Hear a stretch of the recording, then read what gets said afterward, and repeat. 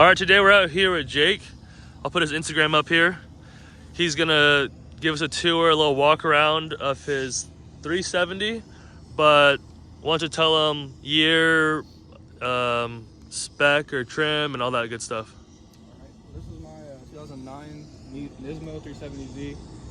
I've had it for about 8 months now, and it did not look like this at all when I first picked it up. The wheels, they're the Leonhardt Ordens. They are 20 by 11.5 in the rear and 20 by 10.5 in the front. Car is wrapped in KPMS gloss white. I did that back in August. That was my second car I've ever really wrapped. The first car I really did was my brother's back Genesis coupe. That was pretty fun. Pretty much bolt-ons, got 3-inch intakes, bolt homemade, tuned by RSF Coffee in Florida. That's about it. It's on 91 and 85. But ever since I got it, I pretty much have been more focused on stance and just making it look good. Look a lot better than what it did when I first bought it. Before this, I had a somewhat built Evo 10, and before it blew up, I sold it, so I bought this, and I've been pretty happy with it ever since. So nothing crazy, just 3-inch intakes. I have no idea what brand they are. I think they're custom made by the previous owner, but they work, so I'm not complaining.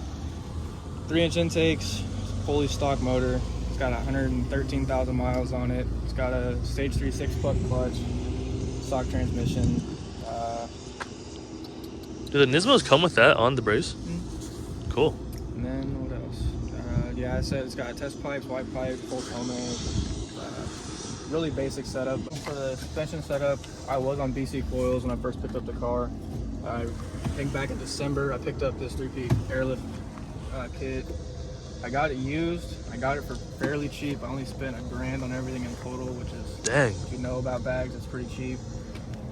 The problems I did run into, the rear bag did pop a couple times, which is shitty, but I picked a new bag up. I had to buy new management because the one I got with the car was fried, so that was great. So all in all, I really didn't spend $1,000, but I did because I got it all together, the struts and the tank and all that shit. So really, it's not too bad. I can't complain. But going from coils to that was pretty cool. It was kind of hard to get used to at first, but they're really cool, and I couldn't pass it up. So.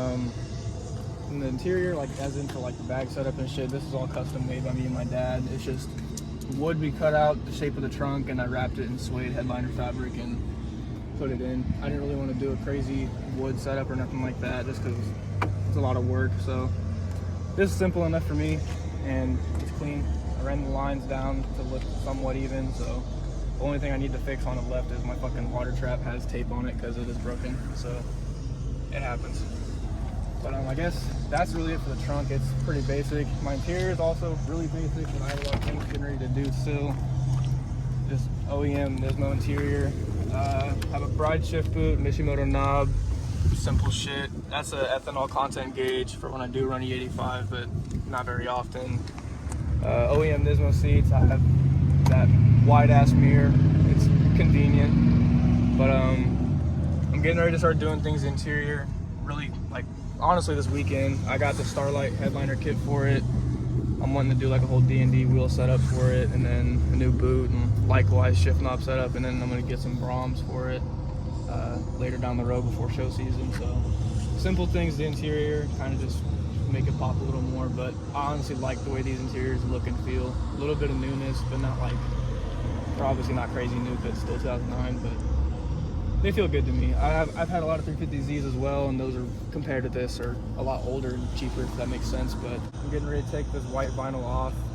Gonna rewrap the whole car in a different color. I'm not gonna say what it is though, and let that be a surprise. But rewrapping the whole car, get all that shit squared away, fix my front fitment, because fitment's not the greatest. But I mean, VQs in general do get a bad rep because of the owners. It's not necessarily the car. The cars themselves, I've had a lot of VQs. I've had a lot of shit that I've had a lot of different cars, and I think VQs do get a bad rep, but for the right reasons, like the takeover kids and shit like that. But I mean, there's still a lot of genuine, actual enthusiasts out there, and people who like cars for what they are, and the VQ platform, in my eyes, and how many times I've been in one, and I've had my hands in them so long, it's like, if VQ platform is very reliable and it's very sought after in my opinion. They're getting cheaper to buy nowadays. This is why people get their hands on them so easily. But I mean, they're reliable. They make decent power if you're not, you know, stupid, I guess. You put the right parts in it, put the right money into it, right tuning, they can make decent power just for being an NAV6. So they're not bad. Well, once you get into like boosting it, whatever you want to do it, that's where it gets expensive. It's not cheap to do that. But the reliability factor, let alone of like this platform in general, like the VHR platform, has been really good. So just because I have a Tomei, I'm gonna say Tomei, but there's like the biggest difference is just because of the sound and the quality, I guess. Tomei, if you want to have a Tomei just to be ignorantly loud and it looks cool, I guess, you can get a Tomei. But if you actually want a good sound and tone, get a Motordyne. But you're gonna have to spend the money regardless. They're both expensive, but Tomeis are a lot easier to come by for sure. But preferably, I would run a Tomei. I like the single exit look more, but Motordyne's definitely the way to go if you want it to sound good. But you could also make a Tomei sound really good if you just run the right setup with it, like resonator test pipes, resonator wide pipe, shit like that. But nothing of mine is resonated right now, so it is loud, but it's not like super raspy like a straight pipe. So it's not bad. It sounds good. I don't plan on changing it up at all. So everything else on the car has been really good to me though. I've only had minor issues, but it's all like maintenance repairs and shit like that. Like the serpentine belt went out, little shit here and there, you know. Before, when I bought the car, like when I did not touch it at all, it was perfectly fine. So, but you know, that shit happens as you go on.